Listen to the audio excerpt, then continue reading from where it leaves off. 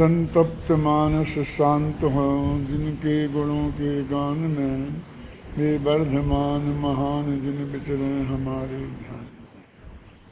पुण्य पाप अधिकार समाप्त हो गया है और उसके अंत का मंगलाचरण का कलश है।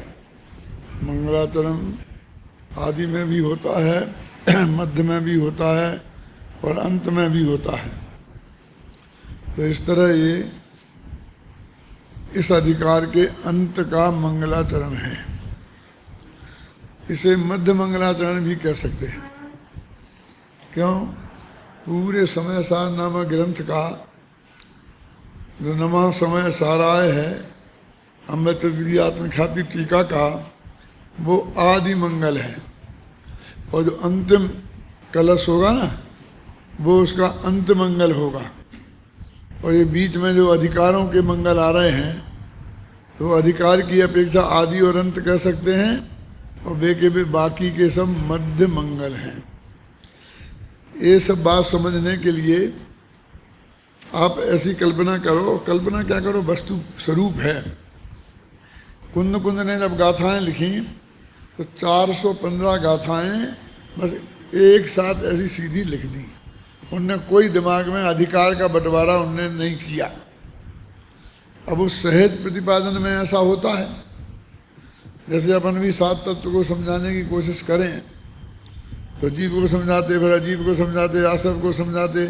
अपन ऐसे दिमाग में सात अधिकार नहीं बनाते। जितना अपन को जीव को समझाना समझा देते हैं, फिर अजीव की बात करने लगते हैं, फिर आसव की बात करने लगते हैं, ऐसे ऐसे मोक्ष तक बात करने लगते हैं। अब मान लो ऐसा लिखें तो हम ऐसा ही लिख देते हैं। फिर बाद में के लोग टीकाकार वगैरह उन्हें अधिकारों में विभक्त करते हैं। ऐसा हुआ है इसमें। लेखन शैली दो प्रकार की होती है, गद्य शैली खासकर। एक तो ऐसी होती है कि हम छोटे छोटे हेडिंग बनाते हैं।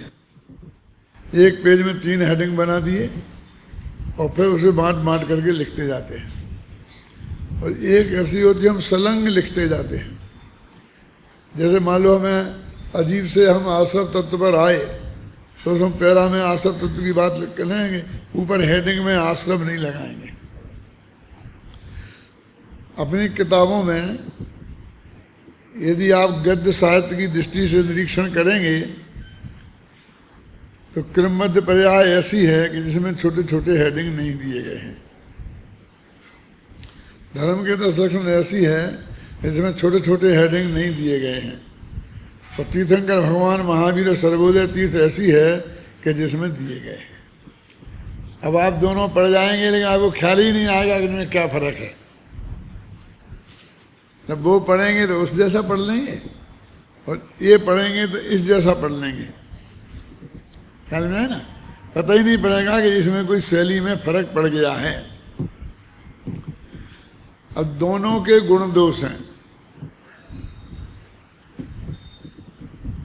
जो छोटे छोटे हेडिंग देते हैं तो उसमें आपको थोड़ा मोटा मोटा आइडिया रहता है कि भाई अभी ये बात बता रहे हैं और ये ख़त्म हो गई, अब ये बता रहे हैं। थोड़ा आपका दिमाग में थोड़ा सा आराम मिलता रहता है। आप देखते हैं कि भाई यहाँ से इतना ही पढ़ना है, फिर हेडिंग ख़त्म हो जाएगा तो आपको बहुत घबराहट नहीं छूटती है। और 25 पेज तक कहीं कोई नया हेडिंग आया ही नहीं तो आपको घबराहट छूटती है, जबकि उसमें भी विभाज तो है। ये तो इस छोटे छोटे हेडिंग लगाने का गुण है। और दोष क्या है कि हर जगह फ्लो टूटता है। क्योंकि जब हम नया हेडिंग देते हैं तो 1-2 लाइन में उसकी भूमिका देनी पड़ती है, और जब उसे ख़त्म करके उससे नया हेडिंग देंगे तो उसका उपसंहार करना पड़ता है। तो बार बार भूमिका, बार बार उपसंहार, समझे ना? तो विषय वस्तु टूटती है। और हम सलंग लिखते जाते हैं तो उसमें बहुत अच्छा प्रतिपादन होता है। अब नए चक्र है तो नए चक्र को किस में लेंगे? तो वो सर्वोदय तीर्थ जैसा तो हेडिंग बीच बीच में दिए गए हैं, ऐसी किताब है। फिर भी उसमें एक पेज में 4 हेडिंग दे दिए, ऐसी नहीं है। एक हेडिंग दे दिया व्यवहार, हमने दे दिया कि निश्चय व्यवहार, तो वो एकदम 30 पेज तक चलता गया, समझ गए ना। तो उसमें उपचयत, असद्भूत, सद्भूत ऐसे हेडिंग नहीं दिए बीच में।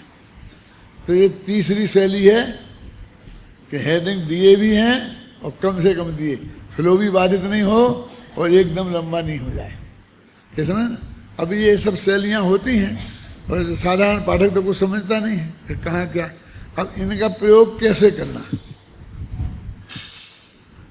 इनका प्रयोग विषय वस्तु का जो प्रतिपादन होता है ना, उसके हिसाब से उनका प्रयोग हमको तय करना पड़ता कि हम इस किताब में किस शैली का उपयोग करेंगे, है ना। मीटिंग नहीं बैठालनी पड़ती है, वो अपने दिमाग में ही मीटिंग बैठालनी पड़ती है। उसमें आप बहुत आज़ाद भी रहते हैं और समझ लो कि किसी का पंच मात्र सहयोग भी नहीं होता है। दो ही उसमें भी गुण दोष हो गए ना, पूरी आज़ादी गुण है और सहयोग का अभाव एक कमी है। ये समय सार बस बिल्कुल कंटिन्यूस 415 गाथाएं उनने लिख दी, तो कोई उनने विभाग नहीं किया, लेकिन फिर भी एक व्यवस्थित क्रम तो चलता ही है ना। बहुत से लोग प्रवचन करते हैं, उनके दिमाग में कोई क्रम नहीं होता ना, लोग कहाँ कहाँ से कहाँ पहुँच जाते, एक गाथा एक कलश, उस गाथा वो कलश, एक कलश एक कलश का ऐसे ऐसे ऐसे पहुँचते कहाँ से शुरू हुए थे, कहाँ ख़त्म हुए थे। यदि उनसे पूछो कि तुमने 1 घंटा प्रवचन किया है तो कौन से सब्जेक्ट पे किया, तो बता ही नहीं सकते। उन्होंने सोचा ही नहीं था, बस शुरू कर दिया, घड़ी देख के ख़त्म कर दिया। तो क्या विषय कहना था, क्या प्रतिपादन हुआ है कि नहीं, उसमें कितना हो गया, कितना पॉइंट बाकी रह गए, एक गाथा का अर्थ कर रहे हैं तो कितनी बातें बता दी, कितनी बातें बाकी हैं, उनके दिमाग में कोई प्लानिंग ही नहीं है, करते जाते हैं जो कुछ कहते जाते हैं। जो हो गया वही पूरी है और नहीं हुआ तो नहीं हुआ, कब 2 बातें रह गई जो कल बताएंगे, ऐसा नहीं होता। फिर अम्बे चंद्राचार्य देव ने इसका अंत में ये सब बातें लिखी हैं, इसमें वही बता रहा हूँ, मैं अपनी तरफ से नहीं कह रहा हूँ, कि इसका वर्गीकरण किया। फिर उसे रंगभूमि, है ना, जीवाधिकार, कर्ता कर्म अधिकार, पुण्य पाप अधिकार, ऐसे अधिकारों में उसे विभक्त किया। लेकिन उनने उसे नाटक का रूप दिया। टीका, आत्मख्याति टीका में नाटक का रूप दिया। तो पुण्य पाप अधिकार एक नाटक है का एक अंक है, और अब वो ये समाप्त होने जा रहा है। तो फिर अंत का मंगलाचरण है। जैसे आप नाटक देखते हैं ना स्टेज पे, तो जब पहले आते हैं तो पहले एक मंगलाचरण करते हैं। जैसे अभी अभय कुमार जी पंचकल्याण की स्टेज पे कराते कि नहीं कराते हैं क्या, फिर शुरू में एक मंगलाचरण गवा देते हैं, फिर अंत में कहते हैं कि एक और एक संगीत का करके ख़त्म, प्रोग्राम ख़त्म करने के पहले भी कर देते हैं ना, बीच बीच में भी कर देते हैं। ऐसा इसमें भी होता है, जहाँ जैसी आवश्यकता होती है तो अंत का भी मंगलाचरण कर देते हैं, बीच बीच में मंगलाचरण कर देते हैं। वो सारी प्रक्रिया इसमें चलती है। नाटक समय सार में बनारसी दास ने फिर आकर के देखो, वैसे अपन लिखते हैं अधिकार, ऐसा लिखते हैं अधिकार, अध्याय, परिच्छेद, लंब, ऐसे नाम सुने आपने। श्रावकाचार में, श्रावकाचार में लिखा परिच्छेद, छत्रचूड़ामणि में लिखा है लंब, मोक्षमार्ग प्रकाशक में लिखा है अधिकार, हैं पंचाध्यायी में लिखा है अध्याय, हैं वे टुकड़े ही, लेकिन उनके ऐसे अलग अलग नाम उनमें दिए जाते हैं। तो अमृतचंद्र ने इसको अंक नाम दिया। अपन भले ही ऊपर लिखते जीवाधिकार, ऐसा हम संपादकों की कमजोरी है। और कभी कभी ऐसा भी होता है कि हमारी समझ में भी आता है, लेकिन अब पहले से लिखा चला आ रहा है और वो इतना प्रचलित हो जाता है कि हम उसको बदलना पसंद नहीं करते, वही बात चलने देते हैं। इसमें अंक है, देखो अभी अपन ये सबसे अंत में देखो 262 पेज गए। इस प्रकार आचार्य कुंद कृत समयचार की आचार्य अमृतचंद्र कृत आत्मख्याति नामक संस्कृत टीका एवं डॉक्टर हुकुमचंद भालकर ज्ञान प्रबोधिनी हिंदी टीका में पुण्य पाप का प्ररूपक 3रा अंक समाप्त हुआ। और वो शुरू में लिखते प्रथम अंका, अंका लिखते हैं पहला अंक, अब ऊपर अपने अधिकार लिखा हुआ है। ये कमी है, लेकिन ये कमी कैसी जगह अभी इतना प्रसिद्ध हो गया है वो, क्या उससे कोई ज़्यादा सैद्धांतिक फर्क तो आएगा नहीं, तो अपन उस गाँव झंझट में पड़े, इसलिए वही चलने दो। तो इनने तो उसका नाम अंक रखा, समझे ना।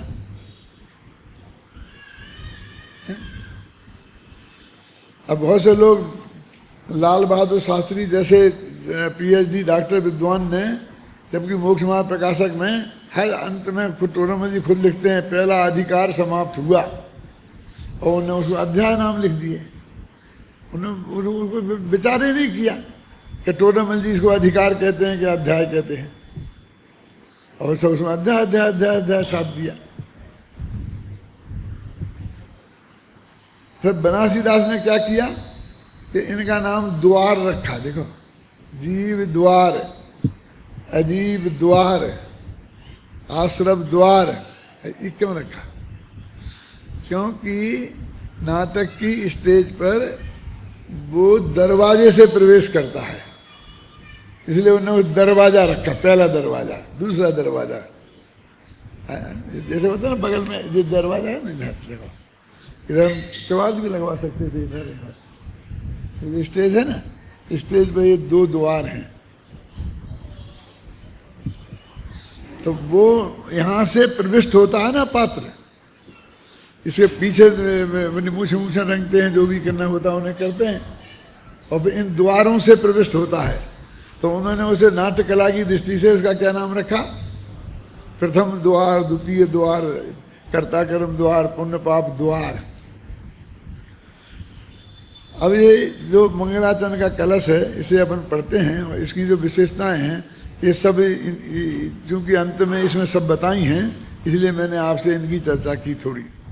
भेदोन्मादम ब्रह्मरस भसान्नाटयन् पीत मोहम मूलोन्मूलम सकलमपि तत् कर्म कृत्वा बलेन हेलोन्मीलत् परम कलया साधमारब्ध केली ज्ञान ज्योति कबलित तमा प्रोज्वले भरेण। ये छंदों का चुनाव भी रसों के हिसाब से किया जाता है। पद्यानुवाद में ये देखते हैं कि छोटा छंद है कि बड़ा छंद है। यदि इसमें ज़्यादा भाव हैं तो दोहा में नहीं आ सकते हैं, तो हम दोहा नहीं लिख करके 4 लाइन वाला कोई छंद लिखेंगे, और 4 छंद में भी नहीं, लाइन में भी नहीं आ सकता है, तो हम 8 लाइन वाला मनहन कवित्व वगैरह लिखेंगे। लेकिन 8 लाइन में भर्ती बहुत करनी पड़ेगी, क्योंकि इतना भाव नहीं है, तो 6 लाइन का छप्पे लिखेंगे। 6 लाइन के छंद होते हैं, कौन कौन होते हैं जानते हो? 6 लाइन के छंद, कुंडलिया होती ना, कुंडलिया क्या होती है? पहला दोहा, फिर 4 लाइन रोला की मिला करके एक कुंडलिया बन जाती है। 4 लाइन रोला की और 2 लाइन छप्पे की, 2 लाइन वो उल्लाला की, वो छप्पे बन जाता है। बहुत हैं उसमें। तो इस तरह से ये छंद यहाँ क्यों रखा? तो ये छंद इसलिए रखा क्योंकि इसमें 4 लाइन में समाता नहीं था विषय, और 8 लाइन के लिए लायक विषय नहीं था, तो 6 लाइन का रखा। 8 लाइन का छंद सुनते, 6 लाइन का सुनते हैं। जैसे कि अपने श्री मंदिर पूजन है, वो 6 लाइन के चुने। सिद्ध पूजन है तो अर्घ्य का छंद 8 लाइन का चुना, और बाकी के 4 लाइन के हैं, क्योंकि हम जो भाव कहना चाहते हैं वो भाव उतने लाइन में नहीं आता है, तो क्या करें?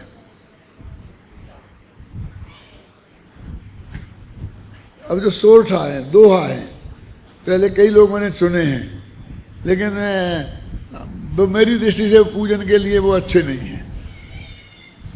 अब जी क्यों? क्योंकि कुछ जगह ही नहीं है, क्या कहोगे तुम? अब जिसको कुछ कहना ही नहीं है ये हिमाचल की धार, प्रभु समुद्र शीतल से भव आताप निवार 10 लक्षण बंधों सदा। अब 2 लेन में भी 1 लेन तो आश्रय में चली जाएगी है? अब उसमें क्या है, जल का चंदन का नाम ही आएगा मुश्किल से। तो हम भगवान की भक्ति करने बैठे हैं तो थोड़ी जगह तो मिलनी चाहिए है? कि जल का छंद है तो हमने नक्की किया कि हम जल के, ना तो हम जल की प्रशंसा करेंगे क्योंकि हम जल की पूजा नहीं कर रहे हैं, जल से पूजा कर रहे हैं। क्या तो हमने भगवान की पूजा करेंगे लेकिन जल के छंद में भगवान के उन सब विशेषणों को याद करेंगे जो जल से जुड़ जाते हैं। तो हमने ये कह दिया कि जल से शीतल हो, जल से ठंडक हो, जल से मल प्रहारी हो। बोलो एक छंद जल का, बोलो जरा, देखो अब ध्यान देना इस पे तो आपको मालूम पड़ेगा क्या। वो जल की बात है लेकिन भगवान के हैं। जल से शीतल हो, जल से निर्मल विकारी हो, नित्यामल धोने को निर्मल तुम ही तो मल परिहारी हो। तुम सम्यक ज्ञान जलोदधि हो, जल अमृत बरसाते हो। हरिजन मन मीन प्राणदायक, हरिजन मन जलज खिलाते हो। ये ज्ञान पयोनिधि श्रीमंदर, यह ज्ञान प्रतीक समर्पित है। ओ शांत के निष्ठा मेरी, जल से चरणाम्बुज चर्चित है। तुम इसको बेकार नहीं समझो, तुमको ये पूजा करने में आनंद आएगा। फिर अभी खड़े रहो जरा, मुझे ये पूरा याद नहीं है इसलिए अर्थ करना है मुझे। देखो तुम जल से निर्मल हो, पहला वाक्य शब्द क्या है, प्रूवर तुम जल से निर्मल हो। तो जल का जो है ना निर्मल होना, लेकिन स्वच्छ, वो तो मेल है ना। जल से शीतल, ठंडे हो, निर्मल हो और मल परिहारी हो। मल परिहारी हो माने क्या, ये जब कपड़ा धोते हैं तो पानी से धोते हैं तो कपड़ा साफ हो जाता है। तो मल का परिहार किया ना उसने, यहाँ गंदगी फैल जाए तो पानी से धो दो तो साफ हो जाती है। जल से शीतल हो, जल से निर्मल हो और जब मल परिहारी हो, मल को धोने वाले हो, पानी जैसे भगवान तुम। फिर और हाँ दूसरी पंक्ति बोलो। तुम सम्यक ज्ञान तुम सम्यक ज्ञान के समुद्र हो। हाँ जलधर अमृत तो बरसा, तुम मेघ हो जो उसमें भी, क्योंकि अमृत वर्षा, अमृत रूपी जल की वर्षा करते हो और सब पानी से संबंधित बातें होंगी। जो पानी की क्वालिटी है वही सब उसमें होगी। और हाँ जन मन मीन प्राणदायक, भवि जन मन मीन प्राणदायक। भव्य रूपी जो मछलियां हैं, भव्य जन, भव्य जीवों का मन वो है मछली। भव्य जन नहीं है मछली, कौन है, भव्य जन मन, मीन वो है मछली। जैसे पानी मछली को जीवन देता है ना, ऐसे भव्य जीवों के मन रूपी मछली को तुम जीवन देने वाले हो। भव्य जन मन मीन प्राणदायक। और भव्य रूपी जो हैं उनके मन हैं बे हुए कमल, तो उन कमलों को तुम खिलाते हो मन सूरज जैसे हो। चलो भव्य हाँ सरोवर में कहते हैं कि सूरज की रोशनी से कहते, जल के समुद्र हो। हाँ हाँ और ये श्रीमंदर भगवान तुम ज्ञान के समुद्र हो। पयो नदी माने पय माने पानी और उसकी निधि माने खजाना, माने तुम ज्ञान के दरिया हो। हाँ और जब तुम में ज्ञान की, तुम में जल की इतनी विशेषताएं हैं, तुम एक ज्ञान का प्रतीक, ज्ञान भी निर्मल होता है ना और जल भी निर्मल, एक ज्ञान के प्रतीक के रूप में मैं तुम्हें जल चढ़ाता हूँ।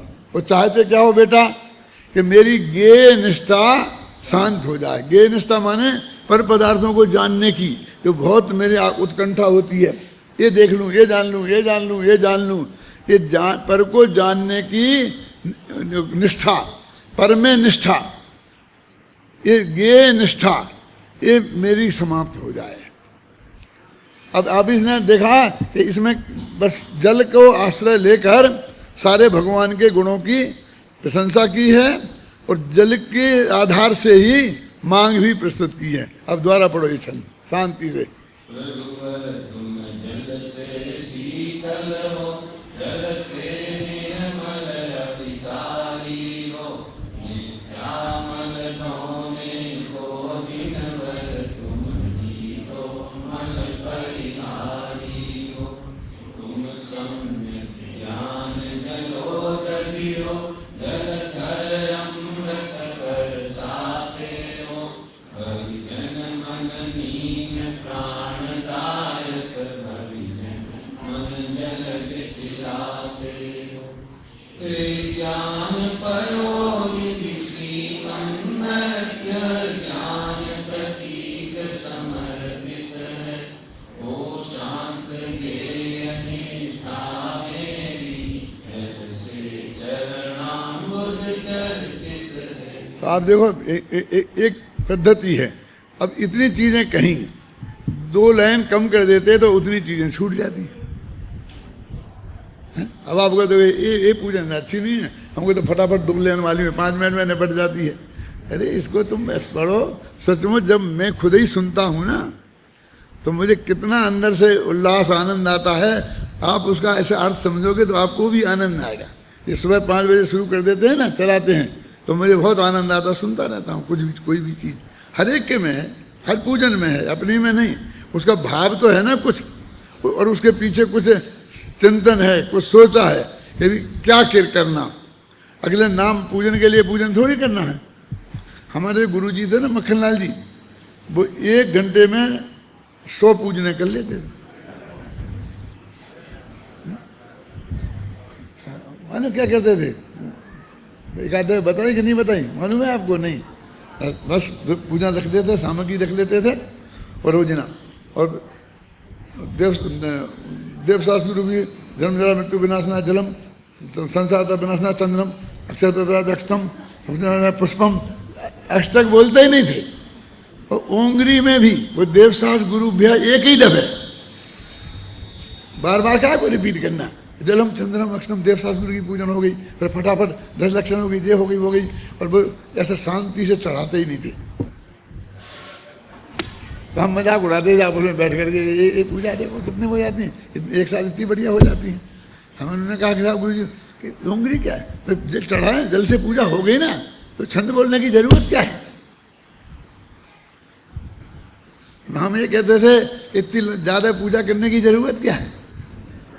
एक देवशास्त्र गुरु में सब आ जाते हैं, जितने भी पूज्य हैं इस जगत में, कोई बाकी नहीं बचता।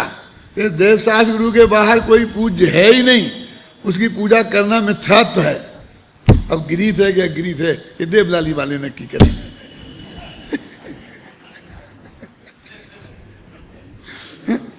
मतलब देवशास्त्र गुरु के नीचे कोई पूज्य नहीं है। बाकी जितनी पूजने हैं उसमें देख लेना वो देवशास्त्र गुरु ही हैं, किसी न किसी रूप में वे सब देवशास्त्र गुरु ही हैं। हाँ, अभी अब तो अपना ये कलश नहीं रह जाएगा, नहीं फिर अपना अधिकार पूरा रह जाएगा। क्या है पढ़ रहे थे ना अपन, क्या है देखो, जग शुभ अशुभ के भेद माने,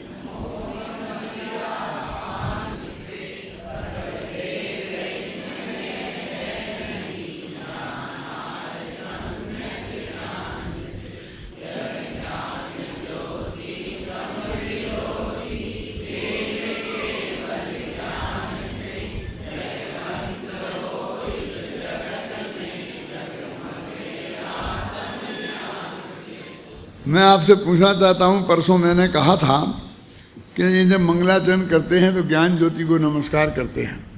अब वो कहीं तो होती है त्रिकाली ध्रुव भगवान आत्मा के अर्थ में, और कहीं होती है केवल ज्ञान के अर्थ में, और कहीं होती है सम्यक ज्ञान के अर्थ में। अब मैं आप लोगों से पूछना चाहता हूँ कि इस छंद में ये किसके अर्थ में है।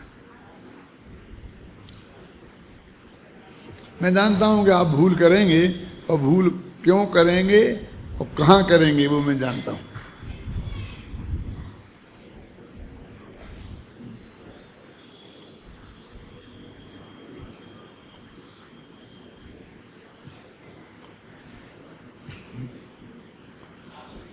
हैं? किसको किया? आत्मज्ञान को। आत्मज्ञान को कि आत्मा को? कि केवल ज्ञान को? आत्मज्ञान को माना सम्यक ज्ञान को। ठीक है ना, सही है, सम्यक ज्ञान को किया है। भ्रम कहाँ हो सकता था? इसमें लिखा ना केवल ज्ञान। तो केवल ज्ञान शब्द का प्रयोग है, इससे आपको भ्रम हो सकता था कि केवल ज्ञान को नमस्कार होगा, लेकिन ये तो खेल है केवल ज्ञान से। वो केवल ज्ञान से खेलती है, तो केवल ज्ञान की बात अर्थ में नहीं है। वो ज्ञान ज्योति केवल ज्ञान से खेलती है। अब कहते बच्चा किन से खेलता है? एक काल में से निकाला है, कौन से शब्द का अर्थ है ये? हेलोन्मीलत परम कलया। दादा, यानी आप नहीं निकाल सकते आसानी से। हमने अनुवाद किया है तो केवल ज्ञान से खेले काय का अर्थ किया है अध्यात्म। अब समझ में आया कि नहीं? बोल। हेलोन्मीलत परम कलया। एक हेलोन्मीलत माने उछलती है, कूदती है, खेलती है। कहा से? परम कला से। परम कला क्या है? उत्कृष्ट कला कौन है? केवल ज्ञान। तो वो ज्ञान ज्योति जो केवल ज्ञान से खेलती है। देखो, इस सारी दुनिया मोह रूपी मदिरा का पान करके क्या गलती करती है? अब आया ना छेड़ला में, मोह अनादि पिया ना, मोह मद पियो अनादि। तो क्या गलती करती है? अनादि से मिथ्या की मामला करके क्या गलती की? तो अपन कहते हैं देह को अपना माना, स्त्री पुत्रादि को अपना माना, उनसे राग देश किया, यही मानते हैं ना। लेकिन यहाँ वो बात नहीं है। बोलो तुम देखो, है कोई किताब में पास में? जरूरत है कि नहीं? बोलो क्या है उसमें? क्या लिखा कि शुभ अशुभ में भेद मानने वाली गलती की। ये गलती शराबियों की गलती है। शराब पीकर जो लोग माता और पत्नी में भेद नहीं जानते हैं, ऐसे ही जे लोग शुभ और अशुभ में भेद नहीं जानते हैं, नहीं भेद मानते हैं।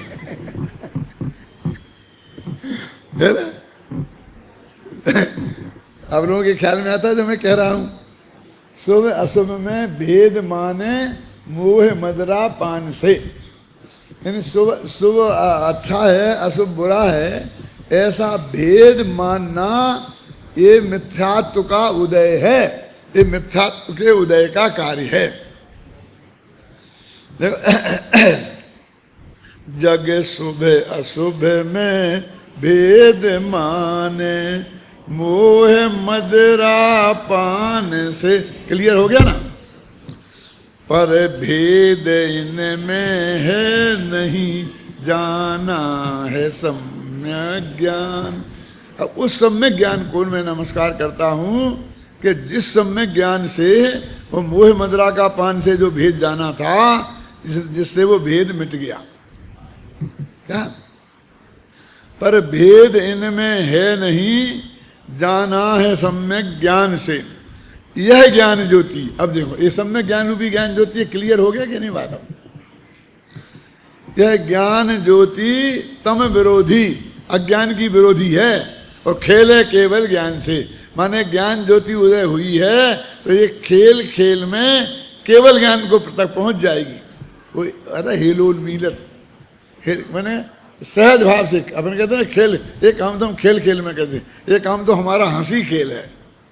तो सम्यक ज्ञान ज्योति को केवल ज्ञान तक पहुंचना तो एक हंसी खेल का काम है, माने कोई बहुत श्रम का काम नहीं है। खेल केवल ज्ञान से जयवंत हो इस जगत में, जगमगे आत्म ज्ञान से। वो सम्यक ज्ञान ज्योति आत्मा को जानती है, इसलिए जगमगाती है, और वो जयवंत हो। ये देखो, जयवंत हो ये आशीर्वादात्मक मंगलाचरण कहलाता है। जब अपन नमस्कार बोलते हैं ना, तो मैं हाँ नमस्ते, ये इसी का नाम नमस्ते नहीं है। ठीक है ना? तब ये ठीक है, इसका नाम नमस्ते है। माना आप कोई भी शब्द का उपयोग करते हैं सिर्फ उसको सम्मानित करने के लिए, अपना प्रेम प्रदर्शित करने के लिए। क्योंकि हम मिलते हैं ना आपस में, हम मिलते हैं ना आपस में, तो हम आपस में मिलते हैं तो हम किसी ना किसी रूप में उनको हम सम्मानित करते हैं। क्या है? देखो एक बात मैं बताता हूँ, अद्यप ये इसमें बताने की जरूरत नहीं है, लेकिन बता देता हूँ। हम लोग जब कोई भी आदमी भाषण देता है और उसे 2 मिनट का समय मिलता है और फिर वो जो लंबी लिस्ट यहाँ से यहाँ तक सुनाता है, एक आध तो छूट जाता है उसमें और 1 मिनट खराब हो जाता है। मैं तो सिर्फ भगवान संतप्त 2 लाइन का संतप्त मानस शांत हों और जिनके गुणों के गान में वे वर्धमान महान जिन विचरे हमारे ध्यान से, और शुरू कर भगवान महावीर को याद किया और अपनी बात सीधी शुरू कर देता हूँ। कितने देवताओं को पूजूं, फिर भी एक आध देवता नाराज हो जाने वाला है कि उसका नाम नहीं आया। अब बड़ी बड़ी सभाएं होती हैं, अब उसमें बड़े बड़े मुख्यमंत्री और ऐसे ऐसे लोग भी होते हैं और महाराज भी विराजमान होते हैं, तो उनमें से कई लोगों को जरा थोड़ा सा कि जी कैसा अजीब आदमी खड़ा किया है, ये क्या करता है। तो मैं उसमें थोड़ा ऐसा करता हूँ कि मैं बोलूँगा कि आज हमारा महासौभाग्य है कि महाराज जी के सानिध्य में हमको ये काम करने का अवसर मिल रहा है। इस तरह मैं उनको याद कर लूँगा। और सबसे बड़ी बात तो ये है कि आज मुख्यमंत्री जी पधारे हैं, अब 2 से निपट गया। यदि मैं नाम लेता तो 20 लेने पड़ते।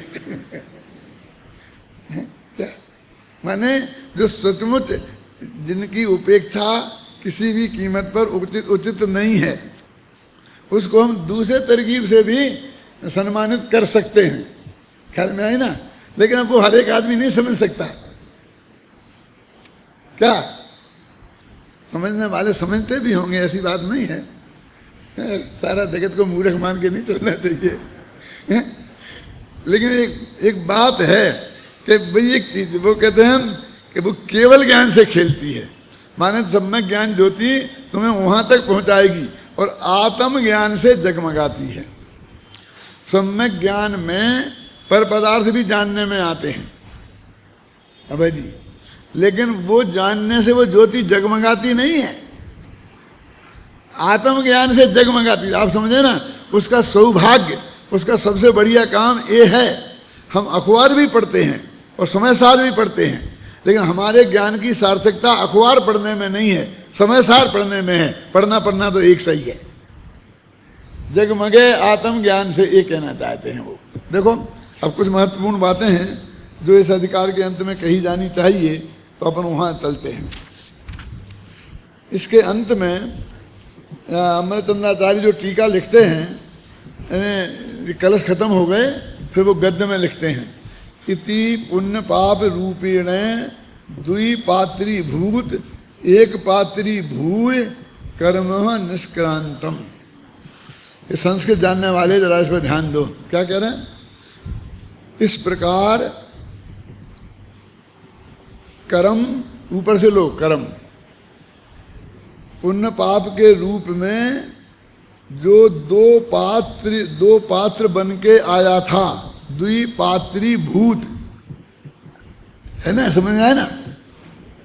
अब वो एक पात्र बन के जा रहा है। देखो, एक पात्री भूय कर्म निष्क्रांतम, भूत और भूय, समझ आ गया ना? हाँ, ये भूत और भूय के क्या है? वो ये कह रहे, अब इसमें बहुत मर्म है, मैं समझाऊंगा आपको कि सारे अधिकारों में क्या होता था। ये होता था कि जीव और अजीव 2 पात्र हैं, वो एक बन के आते थे, समझ गया ना? कर्ता और कर्म एक बन के आते थे, जीव अजीव। तो वो कैसे आते थे? जैसे हमें इस स्टेज पर घोड़ा दिखाना है, अब घोड़ा तो ला नहीं सकते स्टेज पे, घोड़ा ले भी आओ तो हाथी दिखाना है, फिर क्या करें?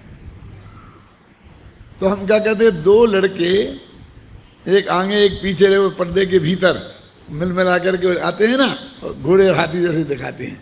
तो 2 हैं पात्र और देश बनाते हैं एक तो ये होता है। तो वो जब पता पोल खुल जाती है तो वो अलग होके चले जाते हैं। अब जरा समझना, ये नाटक शब्द की, नाटक कहाँ से उत्पन्न हुए? बहुरूपिया आता है ना आपके गांव में, सबसे श्रेष्ठ और सबसे पहला नाटक वो है। कौन सा? कि वो बहुरूपिया वेश बना के आता है, और हर दुकान में वो पुलिस का वेश बना के आया, इंस्पेक्टर का वेश बना के आया, और हर जगह जाता है, अपना रूप दिखाता है। और जो आदमी पहचान लेता है माने कि ये पुलिस का इंस्पेक्टर नहीं है, ये बहुरूपिया है, तो उसी वक्त वहां से भाग जाएगा, नमस्कार करके भाग जाएगा, पैसा उगाने बाद में आएगा। और जब तक वो नहीं पहचान पाएगा, वो समझेगा कि सचमुच पुलिस के इंस्पेक्टर साहब आए हैं, आओ साहब, बरादर साहब आज कैसे पधारे, चाय पानी लाओ, तो बराबर वो करता रहेगा। ये क्या बताना चाहते हैं नाटक बहुरूपिया का? तो वो कहते हैं जब तक नाटक, तो तब तक ही नाटक सही है कि जब तक लोग उसे पहचान ना पाए। यदि पहचान लिया तो काय का नाटक? ये नाटक स्टेज पे नाटक थोड़ी है, ये तो पहले ही से जानते हैं कि श्रीपाल का पाठ फलाना कर रहा है। क्या होता है? वो नाटक वही नाटक है कि जो पहचान नहीं पाए। मेरी आप कुछ भी कहो कहानी में, जो त्रिया चरित्र नाम की कहानी है, उसमें मिलेगा वो असली नाटक, उसमें लिखा भी है कितना बढ़िया नाटक है। हम तो जान ही नहीं पाए कि तुम जान लेते कि नाटक है, तो वो नाटक क्या? यानी नाटक की पोल खुल गई तो नाटक खत्म। तो इसलिए कहते हैं कि वो जो ये दो एक भेष बना, जीव और अजीव एक ही है, ऐसा बना करके आए थे। और पूरा वर्णन करते करते जब ये स्पष्ट हो गया कि नहीं, देह जुदा आत्म जुदा यही तत्व को सार, ये दोनों अलग अलग हैं, तो अधिकार समाप्त हो गया। और वो एक बन के आए थे, वे दो बन के निकल गए। समझ गया ना? जीवा जीवाधिकार का मतलब समझ गए? अभी पुण्य पाप अधिकार में क्या हुआ है? इसमें उल्टा हुआ है। उल्टा क्या हुआ कि कर्म नामक पात्र है एक, और दो भेष बना के आया है। क्या? एक पुण्य और एक पाप, एक भला और एक बुरा है एक। अब जाता है स्टेज से, इधर से निकल के आता है तो पाप की बात बोलता है, इधर से निकल के आता है तो पुण्य की बात बोलता है। वो एक पात्री नाटक होता है ना, मोनो एक्टिंग, उसमें वही आदमी पति पत्नी दोनों का पाठ करता है, और वो ऐसी आवाज में बोलता है जैसे बिल्कुल पत्नी बोल रही हो, पति बोल रहा हो। स्टेज पे करता है ना, आज आकाशवाणी पे ज्यादा आते हैं ऐसे नाटक।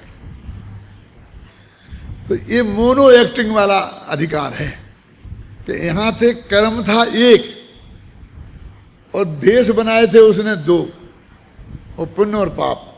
तो एक भला बन गया था, एक पाप बुरा बन गया था। और अब वो पहचान लिया गया कि दोनों एक कर्म ही हैं, ये दो अलग अलग नहीं हैं। तो वो अपना भेष देखते भाग गया स्टेज से, वो निकल गया, भाग गया। देखा ना ये करके? देखो अभी क्या, दोनों ने एक भेष थे। अब मैं उसको उदाहरण देता हूँ, मैंने दिया है अपनी एक किताब में, कि दो गुंडे आए और भरे चौराहे पर एक लड़की से छेड़खानी करने लगे। क्या? और उनसे पकड़ के अपनी गाड़ी में बैठाने लग गए।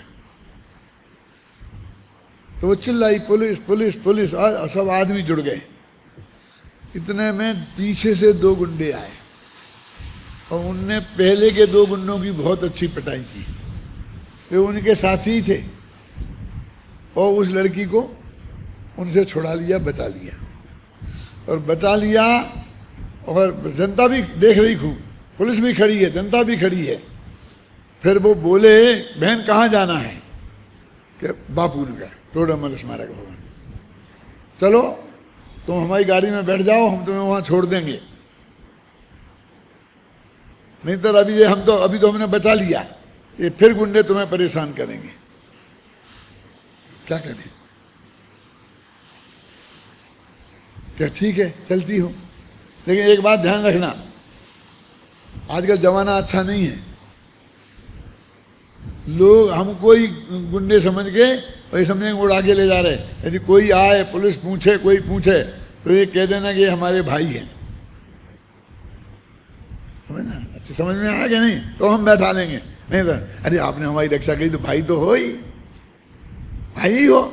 बैठ गए आराम से और ले जाकर जिस अड्डे पर वो लोग थे ना 2 गुंडे पहले के, वहीं पहुंच गए और चारों गुंडे मिल गए वो लड़की को। तो वो जो पहले के 2 गुंडे थे वो तो हैं पाप, जो मार पीट के पकड़ते हैं आपको, प्रतिकूलता बना करके आपको फंसाते हैं, समझे ना। और वे जो बाद के 2 गुंडे आए वे हैं पुण्य, जो आपको अनुकूलता प्रदान करके फंसाते हैं। लेकिन हैं दोनों गुंडे, दोनों पकड़ करके वहीं एक अड्डे पर ले जाने वाले हैं। लेकिन उनसे बचना आसान है, चिल्लाओगे पुलिस आ जाएगी, जनता बचा लेगी। लेकिन इन गुंडों से तो तुम ही उन्हें बचाओगे, कहेगा नहीं ये मेरे भाई हैं, ले जाने दो, फिर तुम्हें कोई नहीं बचा सकता है? तो वे 4 जो गुंडे थे वो वास्तव में एक थे, माने एक ग्रुप के थे, एक गैंग के थे। गैंग कहना अच्छा लगेगा, क्यों है? लेकिन वे दो तरह से बन के आए थे। तो ये पुण्य और पाप ऐसे ही 2 तरह से बन के आया था। एक धमकाता था, बेटा तुमने ऐसा नहीं मानी, हमारी बात नहीं मानी तो हम नरक में ले जाएंगे और इतनी पिटाई करेंगे तुम्हें सब याद हो जाएगा। समझ में आई ना। और 2 कहते कि नहीं तुम हमारी सुनो, हम तुमको स्वर्ग में ले जाएंगे, वैसे बढ़िया बाग बगीचे दिखाएंगे कि तुमने कभी ज़िंदगी में देखे नहीं होंगे। लेकिन ये दोनों हमें संसार में रोकने के लिए अपने अपने हथकंडे अपनाते हैं। ज़्यादा खतरनाक कौन है? वे पाप का उदय कि पुण्य का उदय? ये सारी दुनिया जिससे बचना चाहती है, सारी दुनिया जिसे बुरा कहती है, जिससे धोखे होने की संभावना बहुत कम है, कि जिनसे निरंतर धोखा होता है। तो ये जो कर्म नाम का गुंडा था वो पुण्य और पाप नाम के 2 अलग अलग बन के आया था।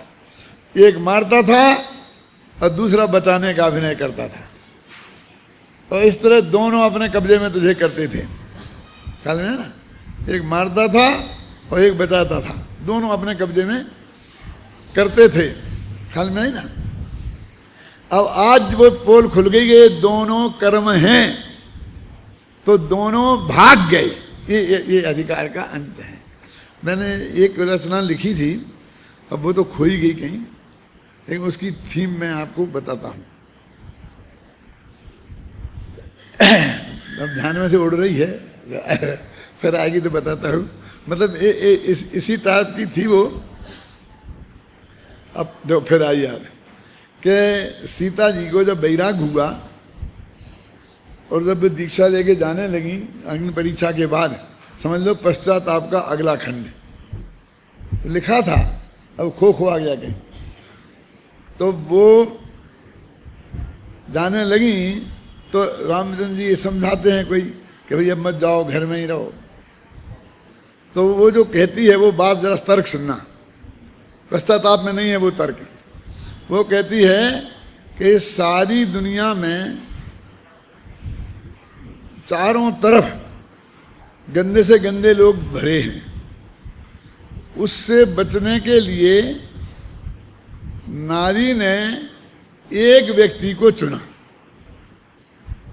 तो ये सारे खोटी निगाह वालों से वो बच जाएंगे। आता ना, जो कुंवारी होती है, विधवा होती है, जो बेचारी उन्हें 50 की खोटी निगाहें होती हैं और हर आदमी उस पर गलत प्रयोग करने की कोशिश करता है, लेकिन जो विवाहता होती है उसके साथ नहीं करता है। अमेरिका में टोरंटो में, कनाडा में एक बहन है भद्रा बहन, वो विधवा हो गई। पहले हम जब घर में थी पति सहित तब भी हम उसके घर में कई दफ़े गए थे, जब विधवा हो गई तब भी हम उनके घर में गए। बहुत मर्म की बात सुनने की है। तो वो बिल्कुल वैसे ही जैसे वो पहले रहती थी ना, वैसे ही कपड़ों में, वैसे ही श्रृंगार, वैसे ही सब अप टू डेट। तो हमें तो मालूम पड़ गया था कि विधवा हो गई, तो हम तो बड़े ऐसे गए थे उसके घर में जैसे अपन कोई जाते हैं ना बैठने के लिए। भद्राबेन नाम था, अभी भी होगी। तो वो उसका वो रूप देख करके और हम जो अटपट सकते में आ गए। तो हमारा बहुत सब खुला खाता था। तो मैं कहा भद्राबेन ये क्या है? तो उन्होंने कहा दादा आप समझते नहीं हो। मैंने समझा नहीं क्या क्या है, बता क्या बात है। बोले जी अमेरिका है और यहाँ वो काम करती थी ये क्या स्टेट बोलते हैं, जो मकान बेचते हैं, दूसरे क्या बोलते हैं, रियल एस्टेट का बिजनेस खुद करती थी, वो पहले भी करती थी। तो बोली मैं बिजनेस में जाना पड़ता है, और यदि मैं ऐसे चिन्ह बनाऊं कि मैं विधवा हूं, जो इसका प्रतीक हो, तो इन अमेरिका में रोजाना 3 ऑफर आते हैं। क्या रोजाना 3 ऑफर आते हैं। ये मालूम पड़ा कि ये खाली है, यहाँ जीना मुश्किल है, इसलिए सब सौभाग्य के चिन्ह पहन के रहो, तो सब समझते हैं कि ये तो भाई गृहस्थी वाली है, तो शांति से रह सकते हैं। बोलो क्या, कितना दिव्य क्षेत्र काल में परिस्थिति कितनी बदल जाती है। बोलो अब एक तर्क हिंदुस्तान वाली महिलाएं समझ सकती हैं? तो हमको लगा कि नहीं भद्रा बहन ठीक है। छाबड़ा जी आपकी समझ में कुछ आया? क्या कहा मैंने? ये मूछ वालों की समझ में नहीं आया है? उसने ये कहा, अभी भी है वो उतने सक्रिय सामाजिक कार्यकर्ता। तो यहाँ अपना तो प्रयोजन ये है कि हमारी पहचान का चिन्ह क्या होना चाहिए। जो पहचान लिए जाएंगे तो वो भाग जाता है पुण्य पाप। तो मैंने उसमें क्या तर्क दिया था कि मैंने अपनी रक्षा के लिए हजारों लोगों की निगाहें मेरे तरफ ना घूमे और रोजाना 3 ऑफर ना आए, इसके लिए मैंने एक आदमी को चुना था। अब जरा थोड़ी सी वो खतरनाक बात है, लेकिन मुझे माफ़ी पहले मांग लेता हूँ और बाद में आप सुन लो क्षमा करके, कि वो कहते हैं कि जिस आदमी को जिस रक्षा काय की रक्षा चाहिए थी, जिस बात की रक्षा करनी थी इज्जत की, तो सबसे पहले उसने इज्जत लूटी। रक्षक ही सबसे पहले भक्षक बना।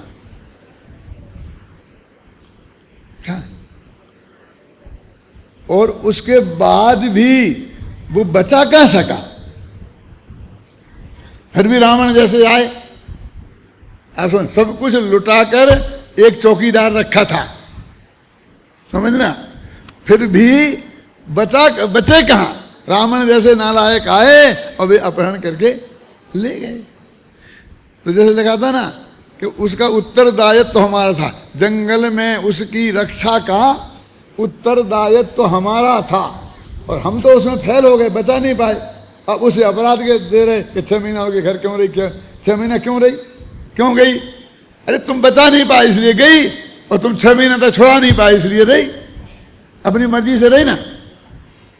और फिर इसी की सजा में हमें वनवास। अब उस रक्षक के पास रह कर क्या करें? ये तर्क इस दुनिया के गले उतरना बहुत कठिन था।